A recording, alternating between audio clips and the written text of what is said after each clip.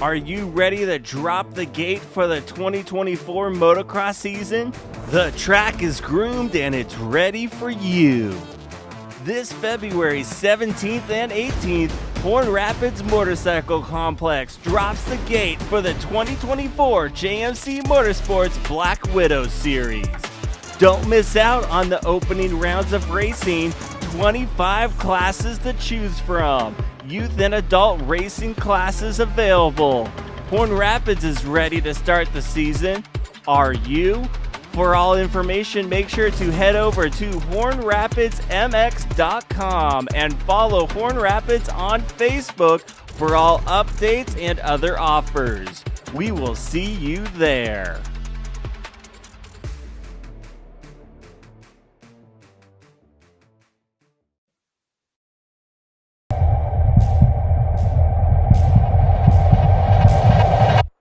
Pacific Northwest Motocross, are you ready for the 30 Plus 2 podcast with Gravy and Gate Drop? Let's go!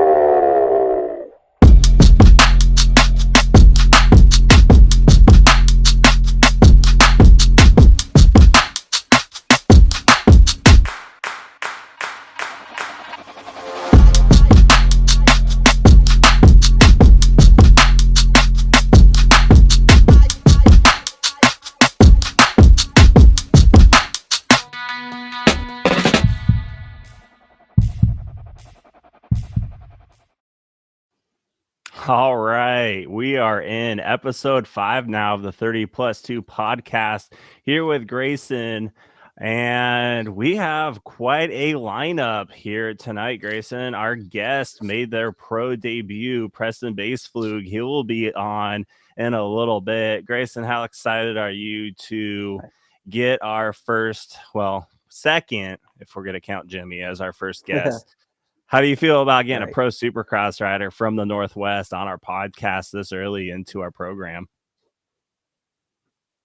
I'm pretty stoked about this. This is something I've been wanting to do for a while, and what a better time, than Preston's debut this last weekend, being a Northwest guy, and nothing better to fit into this podcast for tonight. Oh yeah, it's gonna be definitely a barn burner. For some reason, your quality went out on screen for some reason, but we'll just go through with it, and you'll just be pixelated, man. Oh no. Yeah. Well, we'll get there when it's time. Figure out what's going on. Yeah. Well, we finally had 2 weekends in a row now of good weather, so places were packed. This is our 5-minute banter at the beginning of our podcast here. Albany was definitely stacked. Riverdale was stacked, now known as Toutle Motorsports Park. Looked like Horn Rapids had a bunch of people. Washougal Turn Track had a bunch of people. Where did you find yourself at this weekend, Grayson?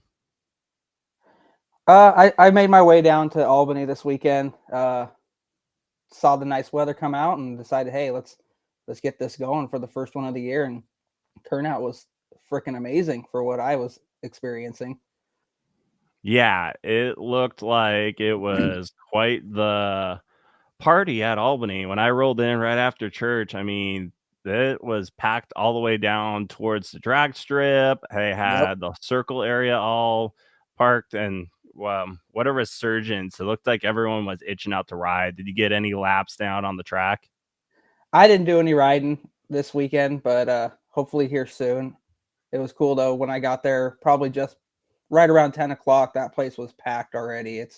People were rearing to go as soon as those gates opened. So I just got out there, got some little clips and some photos of everybody for the first one of the year. Nice. Let's check out some clips that you sent over.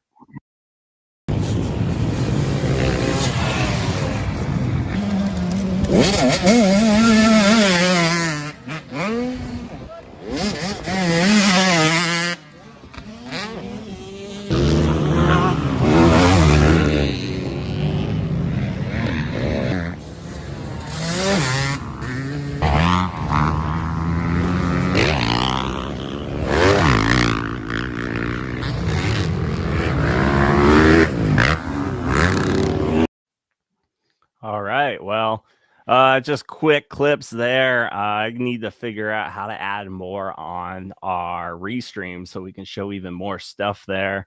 You seem to be frozen, Grayson, but that's all right. Hopefully your audio still works out here. And looks like we're having some technical difficulties. If you want to, Grayson, jump off and restart your stuff and jump back in, I can babble a little bit here for the next 5 minutes because it seems like your stuff is not working. So you guys are all stuck with me right now as Grayson tries to get his stuff going again. Looks like we had some technical difficulties there, but yeah. Jumping into tonight's broadcast, Preston Boespflug coming on in about 10 minutes here. We'll get Grayson back in just a moment. His thing just crashed. Lots of stuff coming up this weekend. We have Redmond Arena Cross going on and everything else. Friday, Saturday, Grayson's now back after disappearing there for a moment. Some I'm technical difficulties there. Yeah, I was trying to like babble for a little bit, like, what are we going to talk about? I mean, we're really starting out pretty lame with technical difficulties, Starting but out strong. yeah, I realized it got really hard just me alone trying to talk. So, but yeah, as I was saying, as you're hopping back on here, Redmond Arena Cross is going on Friday and Saturday, and then Eugene has their race on Sunday, and then Woodland's got vintage racing on Saturday, and then regular racing on Sunday, and then Riverdale has their stuff going on with practice. And I know Horn Rapids probably has stuff going on. Check your local listing and whatnot. Have you ever done Redmond Arena Cross, Grayson? Never done a Redmond one, but I've done a couple arena crosses in the Northwest in my day. But Clark County when Salem was running regularly, so I've got a little.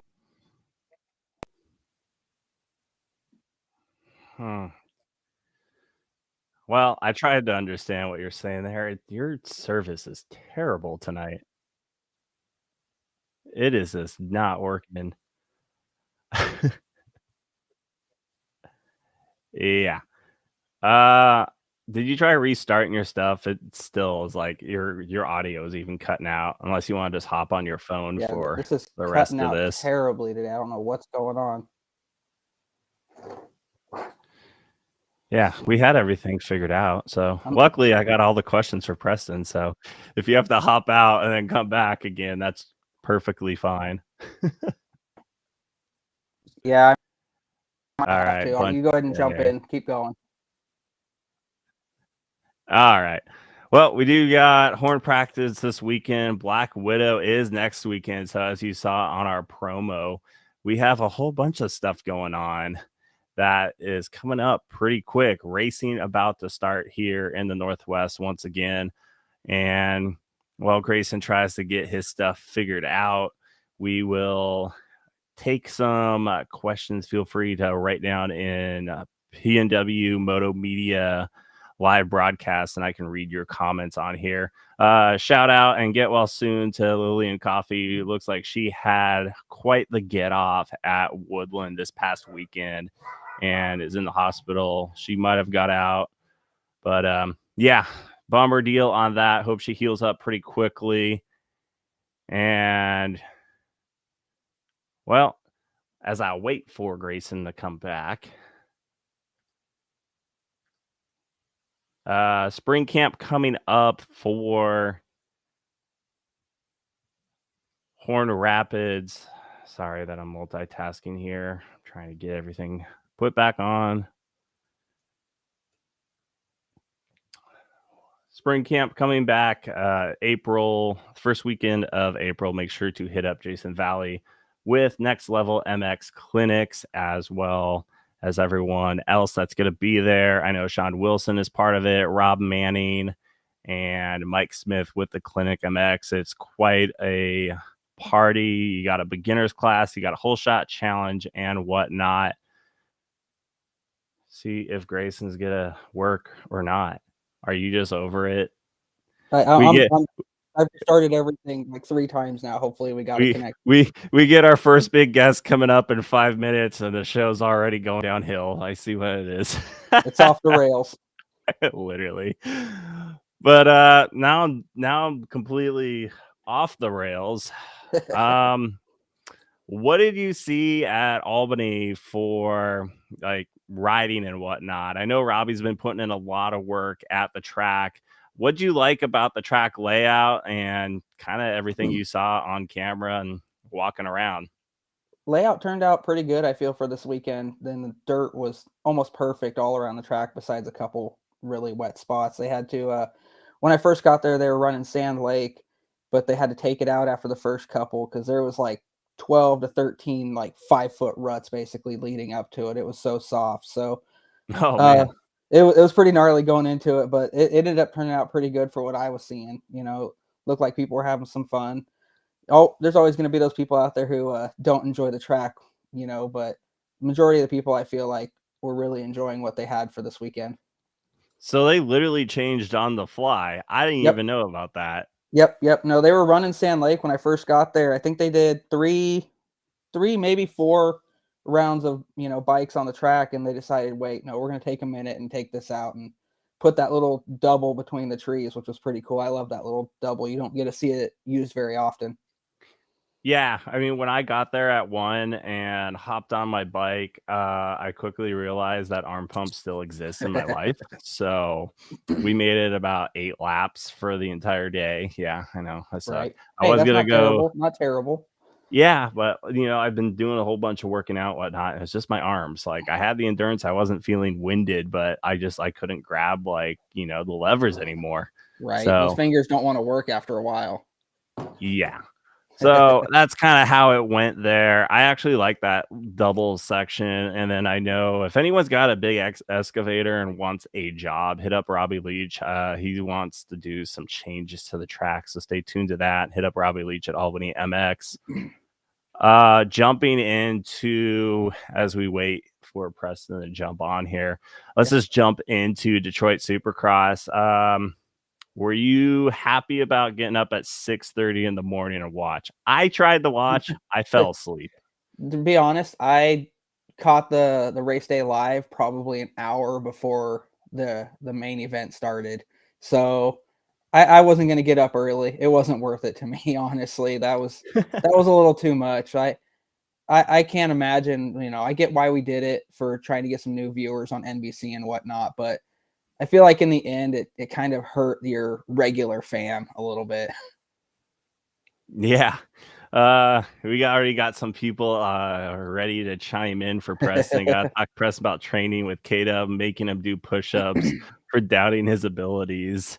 JD thought it was pretty cool that Supercross was on early. I didn't mind it at noon. It kind of reminds me of motocross when it's on during the day. So I didn't mind that too bad.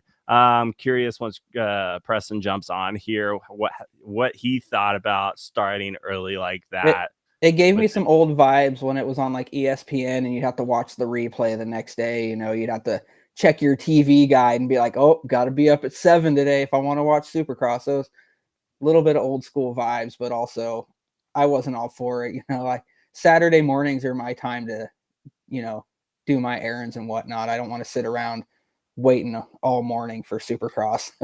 Yeah, I mean, I always am gonna pick, unless I have a race that I'm covering, Supercross versus my own personal experience of like riding dirt bikes and whatnot. So I sat around on Saturday and watched it, even though I could have watched the replay, but I just got FOMO, fear of missing out. And we're so addicted to our phones now, we're gonna get some spoilers real quick. Yeah. So looks like we have Preston now here. So if everyone's ready, we'll get him jumped on here. Switch ready to when you are. Green. So Pacific Northwest legend. I'm just gonna call him a legend now because he's got a whole career ahead of him. Preston Boespflug makes his debut at Detroit Supercross after the Supercross Futures race at Anaheim 2 last weekend. We're going to get him on here. Here is Bar X Suzuki, Preston Boespflug. Hello. What is up, Preston? I'm glad this thing's working. I was trying to figure it out for a minute. That's all right. Grayson was a little janky on getting on the podcast. His stuff kept quitting, and I had to talk all by myself for a few minutes. I don't know if you caught the beginning of that. Yeah. It's all right. We figured it out. Well, sweet. BarX Suzuki, Preston Boespflug. How was your debut in Supercross? Did you have any jitters going into Detroit? I thought I would be a little bit more nervous than I was. I was nervous for A2 for the futures, but not for Detroit. I think because I kind of raced the week before, that kind of helped get the jitters out. But it was a good debut. I learned a lot, and I'm happy for the next one. Yeah, I was gonna ask in my questions, Grayson, feel free to interrupt me at any time too. I was gonna ask, did the SX Futures like really help with like just getting prepped for Detroit, even though like you're racing against other amateur riders versus like the pros? I mean, who on the starting gate like have you raced against like before? I'm thinking what Chance Hymas, was there anyone else that like you kind of followed your way up with like into the pro ranks? Yeah, I think the biggest thing that it helped with was just racing in front of that many people and being like in a stadium like that. And just racing on a supercross track doesn't really matter who you're around. Obviously, they're a little bit faster people, but just racing in that environment before I think helped. But I've raced with Hayden quite a bit growing up, and then Chance a little bit, not too much. He's kind of we've been in different brackets, but there's not too many of them that I've really raced too much. But Hayden would be the one that I've raced the most, and it's really not too much I've raced him. Okay, cool. What was it like getting up that early for your first race event for Detroit? Like, take us through the program. How did it feel to be right there bright and early in the morning at the East Coast time? What time did you start, like, press day and then get in the practice and everything? Yeah, luckily I was able to do press day, but I didn't get the 5 o'clock one in the morning. They have one that's like at 5 a.m. And luckily mine was at 1:30 p.m. So I kind of had some time to sleep in a little bit and make sure I wasn't getting up before the sun. But on Saturday, we were up pretty early, probably like 6:30, 7 o'clock in the morning, and got to the stadium pretty early. But 7 o'clock there is like 4 o'clock here. So it was pretty early, but when you're around that stuff, you're kind of excited, ready to go, you're fired up. So it was rough in the morning, but once you get going, you're ready to go. Yeah. How do you feel about being on the Suzuki? Like, I know you can't probably go into like complete details, but you've gone through quite a different like changes on bikes, going on KTM previously, and then you were on Kawasaki at one point. What do you love most about the RM Army? It's really stable. It feels like I just trust it a lot, and I have a lot of trust in the bike, and I know exactly what it's going to do, and it's super predictable. So I think that helps a lot, and it's got good power. But yeah, the predictability is really nice. Sweet. How's it feel taking your mechanic, Ty Davis, everywhere with you? How's that relationship being between rider and mechanic? It's cool. I don't think there's a lot of people that have gone all the way from like 85s, beginning of 85s, all the way to Supercross together. So I think that's super cool, and we definitely work really good together. Was that like part of your agreement to like go to BarX Suzuki? Or like, how's that work out? Like, are you allowed to take your mechanics with you, or did they give you the option, or how's that work out exactly? Every team that I've been on, he's been able to go with me, so that's super nice. And they were kind of needing a mechanic as I was coming on, so it just kind of worked. They needed a guy for me, and I already obviously had Ty, so it was pretty seamless. Nice. What's it like being on that Suzuki team with the semi and everything set up for kids that like watch you and cheer for you? Like, what's it like being under that rig for Supercross racing? It's pretty crazy. I used to, go to Supercross a lot and see all the semis and just wish I could see like what's inside of it or just get a tour of the semi. Like I thought that would be the coolest thing ever. And now to be like in the stadium parking lot in a semi having people come up to the semi, and I think it's pretty cool. It feels like a dream. Nice. Grayson, you have any questions you want to chime in? That's I've always felt that way too, like wanting to get that tour of that semi. I always thought that'd be pretty cool, and it's super cool to see a local boy getting that opportunity to get to pit under maybe not quite a factory rig right now, but right up there with those big guys. My thing, I have a question is, what was your first thought of like when you entered the arena or the stadium or whatever it was, with the crowd? What was your first reaction in your head? Wow, there's a lot of people in here right now. Yeah, I bet. This is probably the most people I've seen in my life in one spot, and I'm about to race in front of them. Did that cause even more nerves for you, or was it like, this is what I'm here for? I'm already gonna, I'm here to race no matter what. It doesn't matter who's here or who's watching. No, honestly, it's just like a really cool feeling. Yeah, I don't even know if it is nerves or what it is, but it's just a super cool feeling, and it's just, I don't know. We work really hard to get there, and once we get there, it's just time to ride. We have done everything before it, so it's just time to go have fun. for sure, for sure. How was qualifying like? Like you did press day, and then correct me if I'm wrong, like press day, you only get like a certain amount of track time in certain sections there. Like, did that like make a big impact for you for qualifying the following day? Like, how was the track for you, and then racing on it?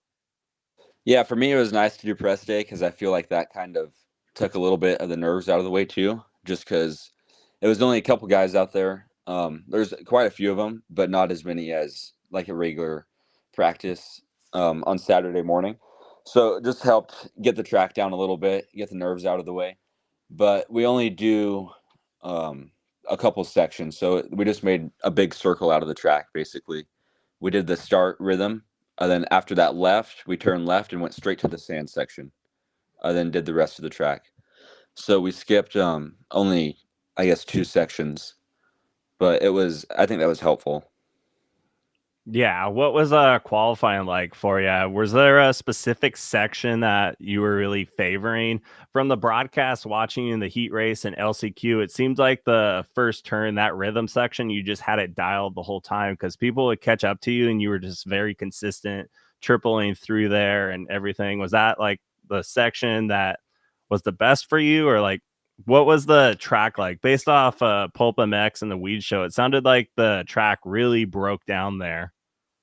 Yeah, the dirt was kind of like Play-Doh. It was super soft and spongy, so it really rutted it up. But that section, I guess, was probably my most solid section. I was really able to get the on-off 3-3 pretty clean. I didn't really try to go 3 in over the tabletop. I knew that wasn't really smart to do on a 250. You really had to grease it to get it, and so I knew it Yeah. was going to be a lot more consistent to go on-off every time. But that off was really big, and yeah, I guess that was a good section for me. But qualifying, to go back to your question, qualifying was kind of not the best. I was a little bit nervous and just kind of overthinking stuff.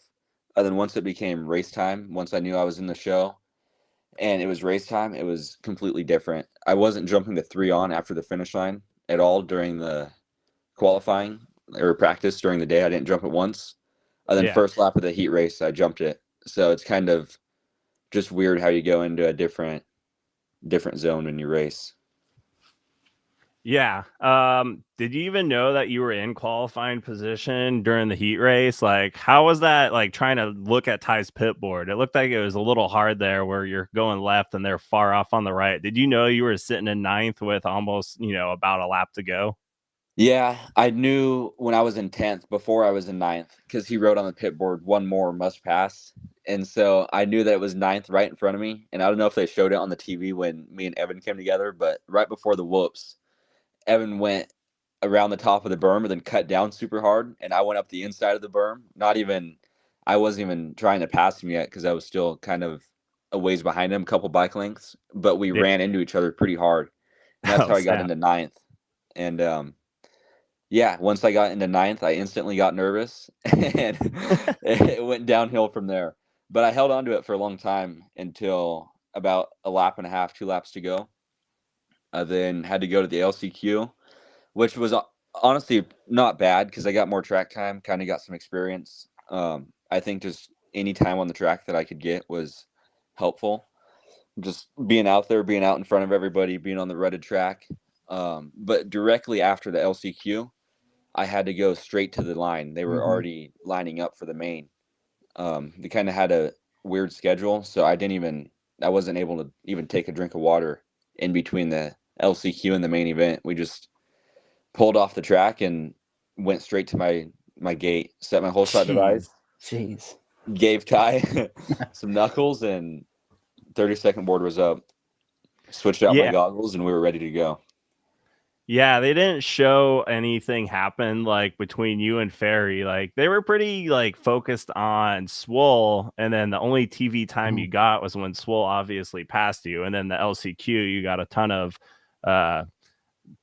track time with like the camera on you the entire time. And the first lap, I was like, we're all rooting for you in the Northwest. I was very like nervous with that Hoffman dude, like right at your back fender there. Yeah. I was like, just don't take him out, please. And then you just kept pulling away in that first section. And then he went and blew it on his own and didn't even qualify. I don't know what happened in the final turn behind you, but yeah. I was going to ask with that short turnaround time, because I know it's unusual. Like, were you pretty like, I know you work out and you train, but was that really hard for you to like get refocused for the main event? Just like quickly turn around and hopping back on the gate? Honestly, no, I think it was better because you're on such a high when you're riding, and then you come off the track, and then I made it into the main. So we were like even on more of a high, we were just stoked and ready to go.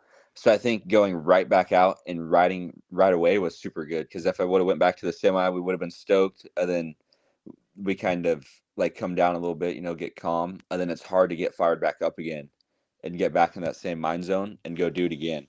So I think being right there and going right back out was really good. Okay, sweet. Well, we're gonna get into, I know we only have you for a few more minutes. We're gonna get into that first turn chaos there, which you almost avoided completely. It looked like you got caught up with a couple Kawasaki's there.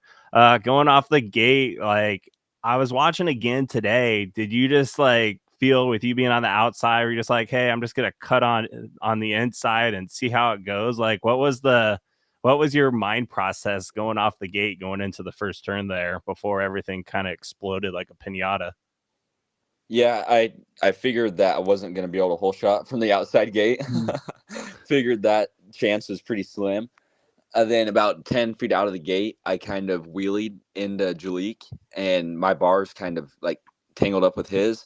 And I think that kind of saved me, honestly, because it slowed me down. I was still going into the first turn while the pileup happened, so I was able to pretty much completely avoid it. I kind of nicked McAdoo's bike. Then a Yamaha on the inside hit me pretty good, but I was able to avoid it pretty good. So I was sitting there on the line and like, man, if I don't get a good jump, I'm just going to check up and cut completely under these guys because I know like they were kind of pushing wide every start before that, and yeah, that was my option B was slow up and cut inside. Well, it definitely worked, because I don't know if you like have watched back that like part of the main event yet, since you're now back in California. But I mean, Evan Ferry just got tattooed on the wall. I mean, Triumph got plenty of publicity and also some autographs on that wall there. Yeah, that was a pretty aggressive hit. I'm surprised that he says he's going to be good in a few weeks. I mean, obviously you guys are super strong, but like he straight, it looked like a semi truck nailed him. Yeah, I think Jeremy Martin passed the concussion protocol, so that's how serious it is. He was folded up with his arms stiff, so he's racing at the next race supposedly. So that's Wow. how the concussion protocol goes. Yeah. What was your goals for the main event? Like, was it just like to make the main and then just log your laps, or did you specifically have like a position that you were like aiming for? No, honestly, I just wanted to start off with making the show. So that Yeah. was cool to make the night show, and then from there I wanted to make the main. But yeah, going into it, I really just wanted to make the main. on my first one. So that was cool, and just learn as much as I can, kind of get the first one out of the way, and just have something to build on for next time. But yeah, just make the main. Sweet. Grayson, you got any questions? Nothing really yet. Just, with this couple weeks of, off time for you, what are your plans for the next couple weeks before we get to your next round? Just keep training. It's kind of raining here in SoCal right now. It's supposed to be raining all week, Yeah. and not a whole lot going on with the rain. We can ride some sand tracks, but everything kind of floods when it rains here. California doesn't handle rainstorms too well, so we're gonna go ride the hills, go do some trail riding. Just stay on the dirt bike, stay on the bike, and try and ride when we can. Nice. Yeah, I was gonna ask if the Suzuki guys will let you go do some trail riding and whatnot. How lenient are they on you about like where you go and where do you get to ride? Well, I have a trainer, Bradley Taft, Mm-hmm. so I just obviously ride with him. Okay. Every day he tells me where to ride or where to go, and we meet up, and we got a good group that we train with. Cool. But when it's like this and we don't have tracks to ride, and really it's kind of no options, then they have some bikes at the shop, some stalkers that we can go grab and go out to a sand track or go to the hills, and they let us thrash on them pretty good. So Nice. we can, they're pretty nice about it. They like us riding, so whenever we can ride, they support it. Nice. That's cool to hear. Yeah, it's nice. Sweet. Just a few more questions for you, because I know you're busy doing your thing and everything. We appreciate you jumping on here. Matthew Miner, I'm sure you know him, the American Patriot. He says, got to talk to Preston about training with Kada, making him do push-ups for doubting his abilities. You want to take us through? What's the story on that? Yeah, we had a couple bets with Kevin, and I don't know if he's going to make any more with me because my ratio is pretty good right now. I don't remember exactly what that bet was over. I think it was he drew a line with his foot around the corner from like the landing of a triple around a 180 corner and off the lip of the next jump. So just like walking with his foot, he drug it on the ground, and I had to land on the mark, which was about as wide as your foot is, and follow that shoe line all the way from the landing around the corner and up the next lip. And he said that I couldn't stay completely on it. And he gave me 2 tries, and I made it both tries.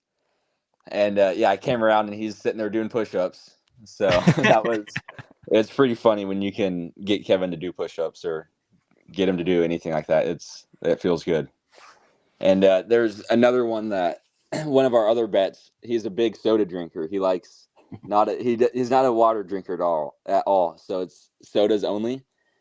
And I told him, if I can get this lap time, you got to stop drinking soda for a week. You got to go 1 week straight without soda, just straight water. And he was drinking a Coca-Cola at the time, and he's like, all right, for sure. Like there's no way you're gonna get that right now. You got 1 shot to get it.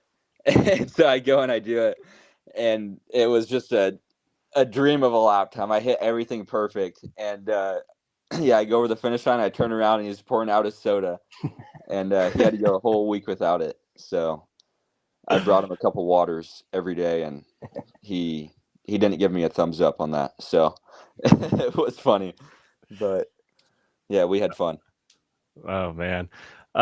What's it like training with Kevin Windham? I know I'll wrap it up here pretty quick for you. No, you're good. But what's Fun. your what's it like training with Kevin Windham? I know Levi Kitchen did that route as well, and we see where his career has taken off so far. What made you like get connected with K-Dub and go down that route? We just had some time off in California. It was kind of November time, September, November, and really not a whole lot going on in California, and that's kind of our time to experiment when we want. And my old mechanic and trainer Kyle Swanson was down there, and he's been trying to get me to go out there for a long time, and that was just our opportunity. We were going to go out there for about a week and a half, 2 weeks, and try it out, and then we ended up staying about a month and a half, 2 months. and it was crazy. Yeah, it's insane staying there.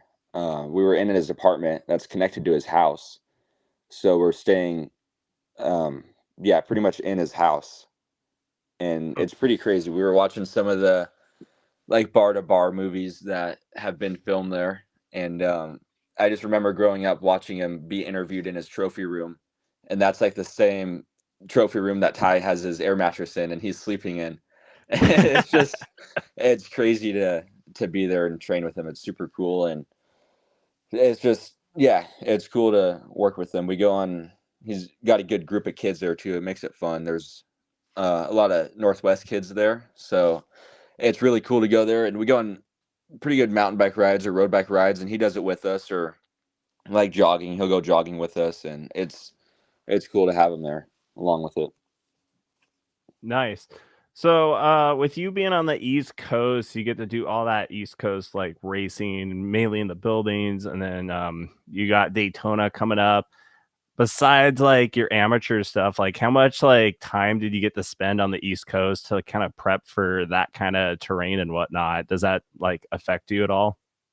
Yeah, it's definitely, the dirt is a lot softer than California. California kind of gets that dry, slick, choppy stuff, and the East Coast is kind of spongier, kind of like Play-Doh, and ruts up as you've seen Saturday. So it's, we didn't get much time out there. Kevin's house isn't really too soft. It rutted up a little bit, but nothing like Detroit did. Nice. Final question, unless Grayson, you got any final questions there? Only thing I got, are you looking forward to Daytona? That's one of my favorite races of the year. And with you being on the East, with it being more of an outdoor track, do you think you'll be pretty prepared for that one? Yeah, that's a good question. I've raced there before, like as an amateur, so I've kind of raced that soil. They obviously would tame the track down like crazy, so it's Yeah. not how the track would be, but we got a little taste of the soil, and it's soft. It's super soft, and it gets like really rutted and rough. So that's gonna be an experience. I am looking forward to it, Mhm. but it's gonna be one of the tougher rounds. But I think it'll be For cool. sure. For sure. Awesome. Yeah, no, that's a Sweet. good question. Well, final one, because I know a lot of the kids cheer you on and they look up to you. What's your best advice for any of our, amateur riders to get into the pro ranks? What's your advice to try to make it to the top, just like you? Just have fun with it and stay consistent. Whatever you do, just have a consistent schedule and stick with it. Something that is a good balance for how you want to do it. Don't overdo it, but make sure you're doing enough. Um yeah, just find your balance. Everyone has a different balance on how hard they push themselves, and yeah, sometimes you gotta do some research on it and see what works best for yourself, I guess. But just, yeah, staying consistent with training and riding, I guess, is the biggest thing that I would say. A lot of kids push really hard for 4 months, 5 months, and then they don't ride for 2 months, and it's, you start back at zero again, and that's probably super frustrating. I get a lot of people don't have the opportunity to always be grinding, Mhm. but Yeah. just find something that you can do consistently, whether it's off the bike training, or when you can ride, get quality riding. But I think being as consistent as you can, even if it's just a figure 8 track in your backyard, it's time on the bike. So just riding as much as you can, staying consistent, maybe a little bit of gym here and there, but it's not too major, but just having fun with it, and yeah, not burning yourself out, just keeping motivated. Sweet. Well, for everyone listening and all the riders that look up to you, great advice, Preston. Thanks for jumping on our 30+2 podcast, and we look forward to cheering you on and hearing from you in the future.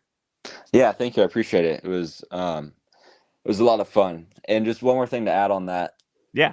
that last thing, that's kind of an open question, so it's hard to have a real good answer for that. But a lot of people kind of put a lot of weight on their results, and really, like amateur racing, you go out and win something. It really don't matter. You got to win a lot of stuff back to back to really prove yourself. So as long as you can learn something from every race instead of just thinking it's a loss because you didn't win, but try and take something from it, whether it's a local race or a national, just try and learn anything from it and know that for next time.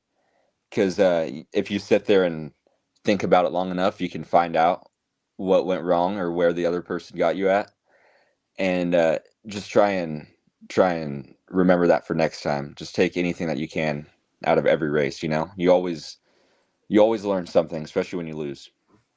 Sweet.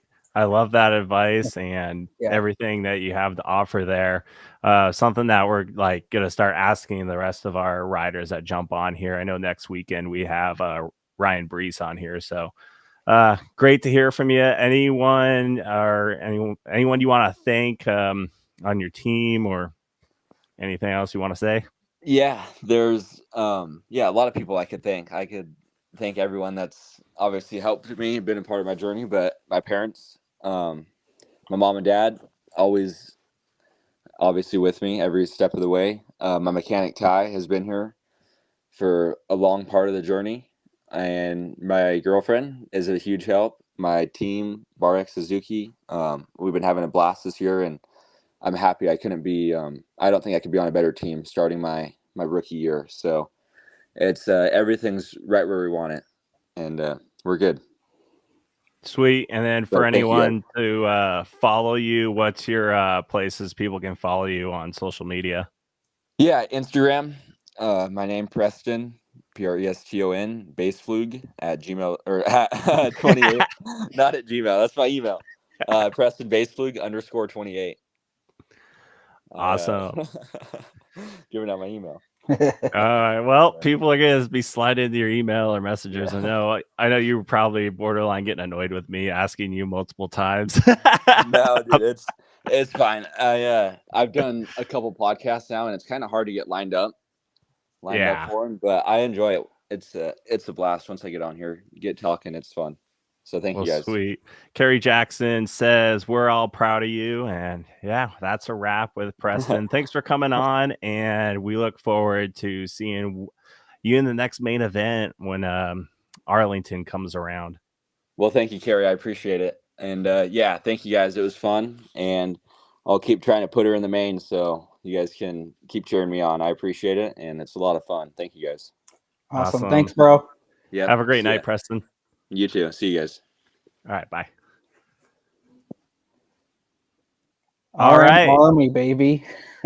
I'm sorry that I am like Eeyore tonight. I put the coffee in. It must have been decaf because I was trying to be more amped and whatnot. I'm just, or I'm just starstruck. But thanks.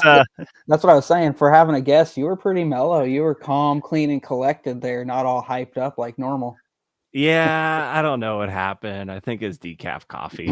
But hey, big thanks to Preston Boespflug with Bar X Suzuki. We'll have to get Max Miller on here at some point as well. That'd be cool. That'd be really cool. Happens to be teammates with Preston Boespflug. I should have asked that question. How's it like being teammates with another Northwest rider? But since they're on West and East, I didn't really think besides probably practicing and whatnot, that they really probably cross paths, promo shoots. Yeah. Oh, did you see as we continue to talk about Preston, even though he's gone now? No. Did you see the Toyota thing they did as one of their sponsors, like riding their dirt bikes right out of the shop and whatnot? That was pretty sick. I did. That was pretty cool to see, like a dealership that's sponsoring, not quite a factory team, that privateer effort a little bit, having such a big name and doing some cool things with some outside sponsors was really cool to see. Yeah. I look forward to, like I said, I believe with Preston and his consistency and everything, and he looked super great out there. And how he talked about, getting those jitters out now that he's got one main under his belt. I mean, just based off how the East Coast roster is, I mean, I would not be surprised unless, something chaotic or something dramatic happens. Like, he's going to be in the main event, most Oh yeah. likely every single race event. I think this last weekend probably built some confidence for him too, going into the next round for him. I think he's going to be a contender here shortly. Yeah, and he's just such a smart rider too. Like, Mhm. even, getting that luck of actually connecting bars Yep. with Swole, which I didn't even notice. That's cool Mm-mm. that he gave us that Yeah, knowledge there. Like, he saw everything just go on in that first turn. for sure. Let's jump into the recap because I know we kind of jumped a little bit in it. You were having some technical difficulties at the beginning, and then we got Yeah. Preston on here to talk about his race and whatnot. What do you think about a 90-degree left first turn? They've done it before, and it seems like majority of the time, which I'm not the data guy, but you're asking for mayhem. Were you kind of feeling that was going to happen in racing at Detroit, just looking at the track layout? I was. The track layout gave me some like arena cross vibes with that sharp left there and just the 180s back and forth, which always causes chaos. So it was going to happen. I thought for sure that the right-handers that we've had already were going to cause more chaos, but this definitely really proved to be a struggle this weekend for everybody. Even the ones where they got through clean and nobody went down, it still looked like people were bumping and slamming pretty good going into that turn. Yeah, it was definitely chaotic. Going into points now, I know we were talking about Shimoda early on having his issues and whatnot. I mean, the bike really messed him up on the West Coast, and then just like, Mm-hmm. unfortunate errors that really put him in a points deficit. Our big hitters that, are title favorites, Deegan is way behind in points. Vial, you had pretty much the Kawasaki boys of Mm-hmm. Haymaker and Haymaker, Hamaker, however you want to say it. Mm-hmm. And then balls out McAdoo. I mean, that first turn took out so many big hitters, and props to Deegan for riding out there. His bike, Right. like his handlebars were banana. Like, I don't know how he still, managed to get a 16th there, but No, that is was there pretty enough cool. time? Yeah, I was gonna say, is there enough time for Deegan to make a comeback? I know Faulkner's on a resurgence here. What's your opinion on our title favorites, Deegan, Vial, Mhm. McAdoo, and all them, like being that far behind? Do you feel there's enough time with East-West shootouts and everything else? Because we're only on round one, so Mhm. go ahead with your opinion. It could go either way right now. We all know that Faulkner could end up, on the ground next weekend and out of the series again, or making some kind of mistake like he's done how many years in a row.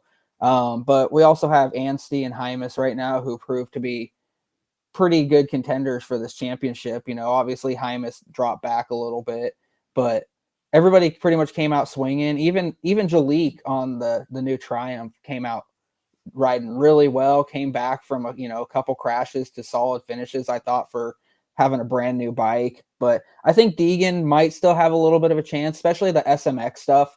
Maybe not quite the regional title again, but I think he's a contender for the SMX title still, no problem. Yeah. And I'll differ from you a little bit because it is like it's kind of like Anaheim 1 here, Mhm. like all over again, like with the whole Shimoda stuff and whatnot.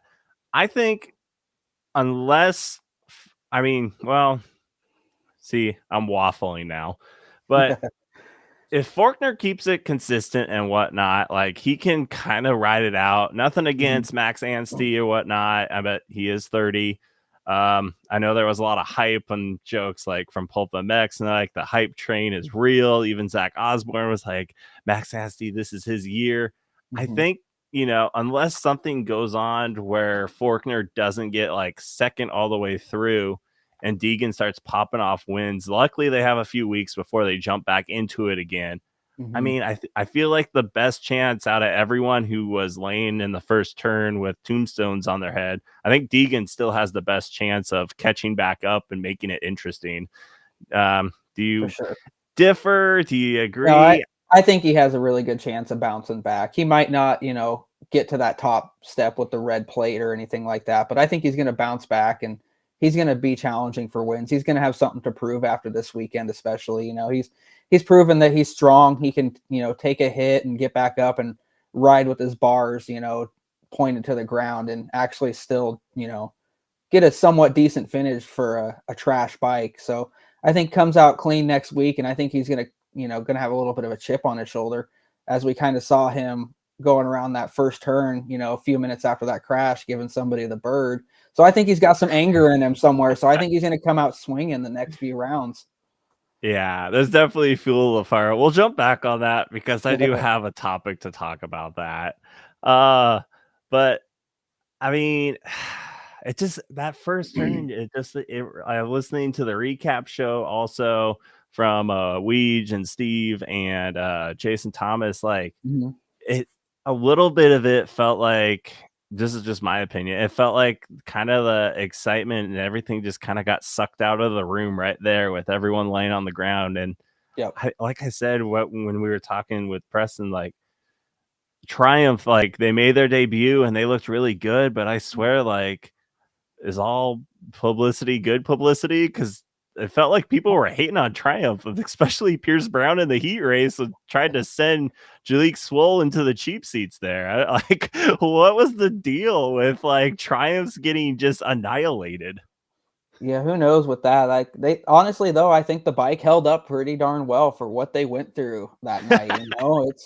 That should be, something to say about them after getting Jalek getting punted off the track from Pierce Brown and Ferry getting wadded up into the wall. Like they had multiple incidents, and Jalek still had a somewhat decent ride for the most part. Yeah, I just was like scratching my head. I was like, is there like a Triumph hater, or did they like, did a black cat like Right. cross the pits or something? Cause like they Right. literally had like the best and worst luck like throughout the entire night. They did. No, and it was unfortunate because I feel like, Ferry had a pretty good chance of coming out and, proving that he's going to be one of the tough guys to battle with. And Jalek has probably a chip on his shoulder after getting injured last year and whatnot, and coming back on a new bike, new team, just new everything. I think he's got something to prove. And I think that's why we saw such, decent speed out of him. But I think that bike's going to be, something that's going to be a top 5 bike here soon. Yeah. And then Chance Hymas, I know he did not finish into the top 3 by the end of it. According to his Instagram, he did dab his knee again, which I can personally relate to because I've done my ACL meniscus twice. I'm hoping it's just a little bit of a strain there, because he said like at the main event, it was pretty much just try to hang on and try not to, cry while you ride. Right. I think it was just good that he kept going and logged those laps, even though he was in pain and he didn't pull off. I think that proved a lot for him, because going into this, I felt like there wasn't a lot of huge talk about him. Like obviously he's got, the skills, he rides for the factory Honda team, but I feel like he wasn't one of the guys everybody was like, oh, he's going to run up front, and he started up there. So, I think he's proven right there that he's going to be one of those guys that's going to be up front almost every weekend now, if he stays healthy. Yeah, I think with them going back to, well, this weekend it's Glendale, and then I have to look at the schedule for the rest. I believe it's like 2 more weeks off, and then they're back on. Yeah. But like I feel like I think a lot of our heavy hitters, if they're sore or whatnot, they're getting pretty lucky being in here, and then going back to like, a few weeks off and then jumping back in the racing so they can heal up. And then, bummer, for example, Enzo Lopes, he didn't even get to race because he's a little banged up.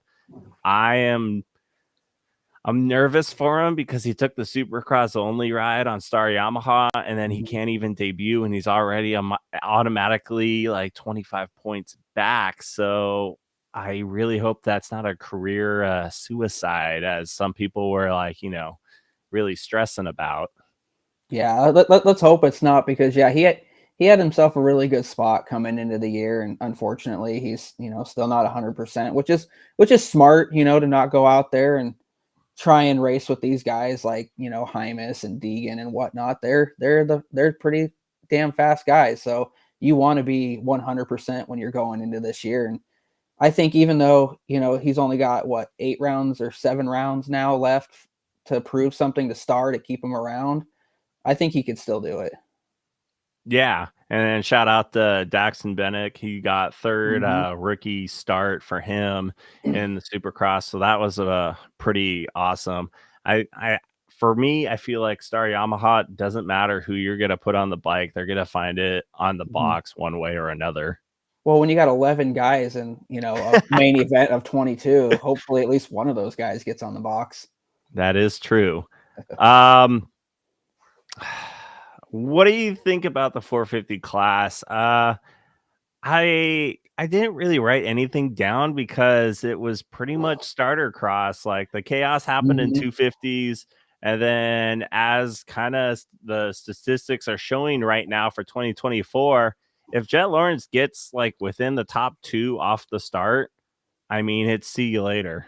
Yeah, no, he's going to be that guy. If he gets the start and we get I feel like this weekend was a somewhat easy track for him. It was ruddy and got, broken down, but I feel like he hit his rhythms, and that guy knows how to hit his rhythms every time without making mistakes. And we've seen it time and time again, so I think if he gets that top, even 3 or 4, he's going to make moves depending on, who's right in front of him.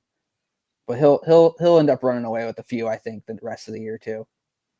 Yeah, I mean, we had the mud races, we had the Triple Crowns, and if you look back on those racing and whatnot, races and whatnot in the main event, like his starts were just not great. He spun off it. He just had some issues there, but he's a point behind now. Sexton takes the points lead back. Good for AP to hang in there for 6 and be only a point back as well now. This is one thing that I was starting to get annoyed. I don't know if we can get Aaron Plessinger on here at some point, that would be all time. But right. I don't know if you watched the broadcast and you're like, okay, we get it. They just kept replaying 2023 Detroit over and over again. And they're like, hey, Aaron, you want to die today? Like, I'm like, right. Hey, remember when you blew it? Like, they just kept doing that the entire time. And that's what Feld loves to do, that kind of stuff for TV. They want that drama. They want that in the back of their heads going into that night race, to stress them out a little bit more, to hopefully cause some more drama, which to us, is, people, that's messed up. We're messing with the dude, his emotions here before he goes out and does one of the most dangerous sports you can, Well, that was just my thing. I was just like, yeah. God, guys, are you rooting against him? Like, even like when he won San Diego, like they're like, hey, remember when you blew it? You blew it. You blew. I should have queued up what's Adam Sandler saying? You blew it. Right. I was like, no, seriously. Geez. That was rough. That was rough to see, and glad he was able to bounce back and hold that red plate for a couple rounds. I feel like that's the confidence boost he really needed for this year to start proving to people that he is, he's one of the guys. He might not be the championship guy right at this moment, but I feel like he's going to be there within the next couple of years if he sticks around still. Yeah, and I think he's still in the title hunt. Don't get me wrong, but I just felt like, and I know they're all strong, and this is just like my opinion and whatnot as well. Right. But I was like, God, that had to be really annoying. Like, you're going back, you're trying to race and whatnot, and like I said, you're just getting bombarded of like, hey, remember when you blew it last year? Yep. I thought that was really annoying. They've always got to shove something down our throats on these broadcasts, and eventually it's just going to get old. I just felt like that was like the overabundance of like, okay, we got it. Yep. Luckily, it wasn't too much Jet this time. I think they kind of took that into consideration and whatnot. But I didn't, the 450 class, I was trying to like really kind of take notes, and there wasn't really anything there. Like Sexton stayed consistent the entire time through. I know, like, Lawrence even had that almost big one right before the whoops on that endo, but he saved it, him being super strong and everything. The only thing I can scratch my head on, because, we were talking last Monday about Tomac, like he's back. Right. Where'd he go? Where'd he go? I don't know. So I Yeah, don't. no, I've been reading all the things. I don't know what you can believe in because, like, I feel like the only ones that you can kind of take with the most like factual information is obviously Steve Mathis and the Racer X crew, and mhm. because they put in the most work, they're there at the track and whatnot, and even like Yamaha's PR was just like, I did not ride good. Right, right, right. Like, No, there was nothing. it was so weird, you know. Who really knows what's going on? Does he have that little, voice in the back of his head telling him, think about your Achilles, like is he still worrying about it? I feel like even just last year when they did the anniversary bike launch up at Washougal, people were saying he was walking up Horsepower Hill and everything. And so like Yeah. I feel like there's probably no pain or nothing there, but is it just like subconsciously where he's like, you know what? I'm going to reel it in. I'm going to stay somewhat close. And it's still early, he's still got a, fairly decent amount of rounds ahead of him where somebody could easily make a mistake and he can just, smell that blood in the water again and attack. Yeah. I don't have the panic button out, but this is what it reminds me of. It reminds me of 2002 Jeremy McGrath. Like he got dethroned by Carmichael the previous year. He was a thing, and now he's just out there. He's still a fan favorite, Mm-hmm. but he's just not 100% there. I don't know. I mean, that's my only analysis. That I feel that's kind of where Tomac is right now. That honestly could be a very fair analysis of it, the situation, but who really knows what's going on with him? Like he's a quiet guy. We'll never actually know what's going through his head, or really, he's a very secretive, private person, and which is awesome to see. Like he doesn't want to let anybody know what's going on and take advantage of that. So Yeah. we'll just have to wait and see. Give it another round or two, and then maybe we'll hit that panic button if nothing really is happening. I think he's the most interesting rider out there because he doesn't do much social media. He's Mm-hmm. kind of old school. Like it Yep. doesn't like he'll pop up when he wants to. That's why I was laughing about listening to the recap from Weege and Mathis and Thomas while I was working out today. Like you never know when he's just gonna be the guy like behind the tree, Right. like in the meme, and this comes out and just says something hot take and then just disappears again. Right. You don't. He's got to wait. Because when he does pop up, it's exciting. Yeah, well, Glendale usually treats them right, so Mm-hmm. we'll see what happens this coming Saturday. Our final segment, I got actually something set up for both of us. It's our Oh, rant. So here's the video clip, and then we'll finish off here.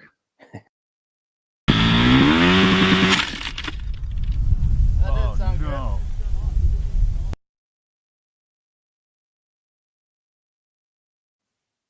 Oh man. nice. What grinds my gears? There's a race tech rant that Steve Mathis has. I'm trying not to get myself in trouble with my own rants and whatnot, but I do have, we did the Bone to Pick segment, and I'm not naming names or anything, but I know you had one that grinds your gears that you talked about last week. Do you want to go first, or do you want me to go first on what grinds my gears? We'll let you go first. I want to hear this. Well, this is my one and done. I think I've brought it up in the past and whatnot. We're doing this for free. We're doing our podcast for free. We don't have advertisers or any of that. What has been grinding my gears is these comments that are getting under my skin of, you don't know anything. You're just a couch sitter. If you know, you'd be a pro. I'm sorry. If you don't like what we're doing, just shut us off. You don't have to watch. You don't have to subscribe. You don't have to do any of that. So that's what kind of grinds my gears, because I've been getting that from a few people on my social media. And also, don't take my social media like to heart. I write satire all the time. Like, at least I try to, or I try to be sarcastic and whatnot. I felt like with the whole Deegan incident of giving the finger, and I know we've seen in the past, like Webb giving the finger to Sexton, I felt like that was kind of more, yeah, I see it, because Sexton kind of screwed you there at San Diego by getting in the way. Yes or no on getting in the way, but like I see a reason for that. When you go back and watch, like, is there anyone you even can point to in the first turn that was really like, it was No. just a first turn incident in my opinion. So I was like, why are you flipping Tom Viella? Viel probably got up and he's just like, why am I getting the bird? I got launched into the wall. That was my only thing. That's why I'm so Right. like, if you're gonna give the bird, which I don't really like seeing personally, that's just my personal opinion. Like, you know, at least have it to someone that like deserves it, you know. But I just, Right. you know, the live broadcasting and everything, and then people telling me that I don't know anything. Like, I'm sorry, I've been only doing this for 24 years, and yes, I'm not like pro supercross level, but riding a dirt bike at a pro level, in my opinion, does not make you a good journalist either. I mean, Right. I'm not gonna name certain people, but there's been some good broadcasters, and then there's been some that have been Mhm. really good on a dirt bike and then suck at broadcasting, or they're kind of so on a dirt bike, but they're really good at broadcasting. I really don't feel like you can compare both those. It's like apples and oranges. That's what grinds my gears. Well, and everybody's entitled to their opinion, and Exactly. it doesn't matter if you're, Jeremy McGrath or, somebody who rides in their backyard farm track, you know what I mean? Like, everybody's entitled to their own opinion. Yeah, we might not be lining up at a supercross or something like No. that, but we've been around the sport our entire lives. It's not like we don't know anything at all. So we I feel like, especially you and myself, we still have a little bit of room to speak something, you know what I mean? Like, we've known a lot of people who have actually gone up to the supercross ranks, and we know a lot of people who ride in the pro classes and whatnot. So we might not be that person, but we've been around it. We've experienced some things. So it is what it is, and some people are going to get upset over, no matter what you say. So if you don't like it, Yeah. like you said, just move on. But I feel like everybody's entitled to their own opinion, especially, Yeah. like I said, we've been in it our entire lives. I'm 34 years old, and I've been around dirt bikes literally since I was born. So I have a little bit of knowledge, and I'm sure same thing goes for you. So like you said, if they don't like it, then just keep scrolling, or, don't listen. And like I said, I'm not mad that No. people are commenting that way, but to me, I'm just all like, dude, it's such a useless comment, in my Yeah. opinion. Like, if E- you're gonna take digs at me, can you pick something else? Because I just feel like that doesn't hold any water. And then Right. also saying I suck at photos. I mean, come on. I'm just like, what are we doing? Right. Just like I said, everybody has their own opinion. I know people aren't going to like my photos, and some people might not like your photos. Who cares? There's enough people out there that do like it, that make us want to continue what we're doing. Yeah, that's the only thing that grinds my gears, and that's also, I was just trying to also for comedic effect. Some No, for people may real think though. my rants are funny, and some people are like, "You're an idiot." So, No, for real anything though. that grinds your gears before we finish Um, here? I'm sure this one we'll dabble on a little later on, when we get into it later episodes. But recently we just had to shut down the scooter and skate shop that I work for, and I Yeah, blew I'm up your sorry. phone. I blew up your phone that day it happened, and I might have been a little upset myself with the having to close the shop, and I might have blown it a little out of proportion. But we were running, 40% off sales for like 2 weeks, closing the shop and everything, and we're getting people coming in and like, hey, how much is this? How much is that? And I'm like, I give them a deal, we're closing. So we're trying to make, a little bit of money on what we have. And then there's people are coming in like, well, I only have this much. So can you make it go even lower? And I'm like, you guys are literally part of the reason why we're having to shut this shop down. And now, unfortunately, the Salem area doesn't have, a local really scooter or skate shop anymore because of that kind of stuff. So that really grinds my gears when you get these people coming in and trying to haggle with small businesses and whatnot. And, I understand some of these are kids that were coming in and, only have a certain amount of money, but I'm like, we got to be able to pay the bills here. Who's going to pay the Yeah, electricity bill? So it's a little frustrating. And had one kid come in literally on our very last day we were open, and was yelling and, screaming about another shop, a BMX shop here in town, that wanted to charge him to work on his scooter. And he comes to me expecting me like, oh, I went there and they want to charge me money. What are you going to do for me? And kind of just stared at me. And I'm like, why do you think we wouldn't charge you to work on your stuff? Like, who's going to pay me? Am I just going to, money's just going to fall out of the sky when I'm working on your scooter? No.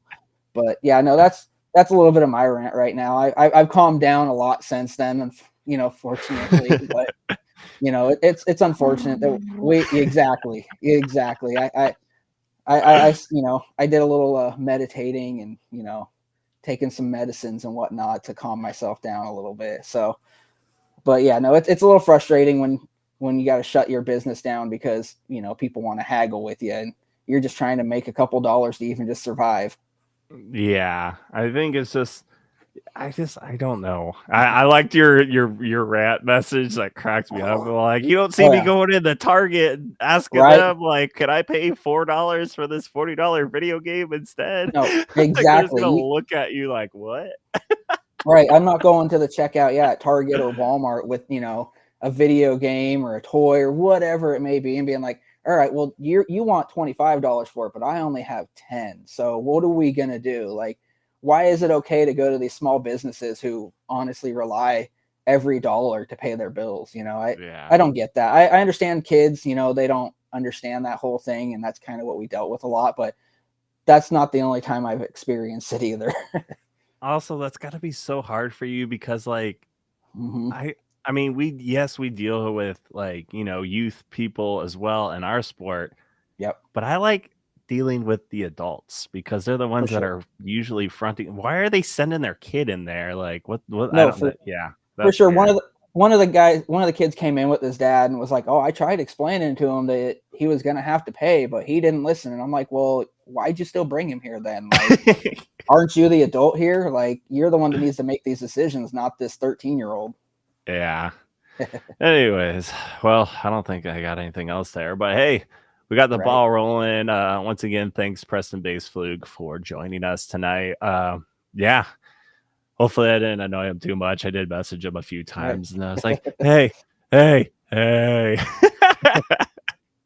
But he's a super busy guy. I mean, just as he was explaining with all of his training and then flying back from Michigan back to California and doing all that stuff, like I totally get it. I even hit up Ryan Brees and was seeing if he could get on tonight with us, and he's super busy because he is in the heat of a battle with Kyle Peters with Arena Cross going on.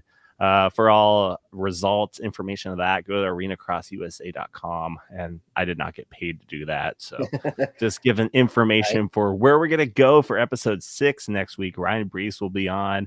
Do you have any familiarity with Ryan Brees at all, Grayson? No, not on any personal levels. I've seen him racing a bunch of times, Washougal, Albany and stuff, whatnot back in the day, but nothing too personal with him. Just watching him go fast as hell. All right. Well, I guess you're going to have to do some research and see what big deal he is, what was it? Not last year, but the year before when Supercross, he came out swinging those first few rounds. I remember watching that, though. Yeah. That was pretty cool. We'll have plenty to talk about. Then also we have Devin Kaufman as well from Horn Rapids. He is now running operations and everything for Horn Rapids Motorcycle Club. He's going to give some insights on what's going to be going on there soon, February 17th and 18th. And I have some questions, and I'm sure you do too. What's it take to run a racetrack, especially of that capacity, and whole bunch of things coming up here in your 30+2 podcast. We are already past the 2+. We're in hour 13 here. I'm pretty sure people are tired of listening to us. Are we on to the GNCC schedule? Are we going for 3 hours tonight? Yeah, or it's Triple Crown format. I don't know.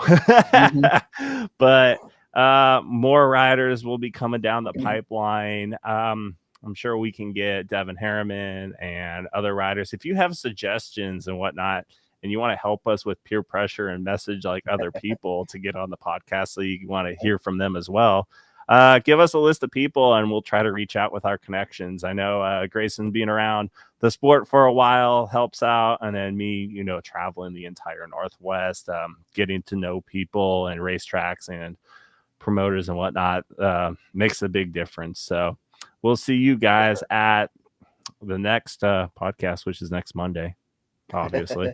And yeah, Arena Cross going on in Redmond Friday and Saturday. I will maybe be there incognito. And then I'm not going to go to Woodland on Sunday just because it's a trek to go from Redmond to Woodland. We're going to go to Eugene instead. I mapped it out, and Eugene is just a little bit closer. And 10 a.m. feels a lot better for starting. Right. Hitting that on the way home probably a lot easier for you then too. Yeah, coming from the south.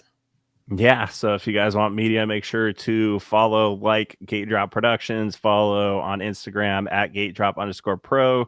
Grayson, one more time. I'm sure you get tired of saying it.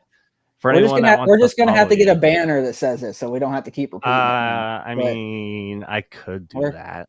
Where's our IT guy? But no, Gravy_648 on Instagram, Gravy Photography on Facebook to check out all the photos that I post. I should be going through the photos I got actually yesterday at Albany, probably in the next day or two. So keep your eye out for that. Got some few good ones. Yeah, hit me up. All right, and that's a wrap. And as usual, I'm just gonna throw a final clip here and then end it. I don't know what we're yelling about! Anchorman never gets old. All right, later.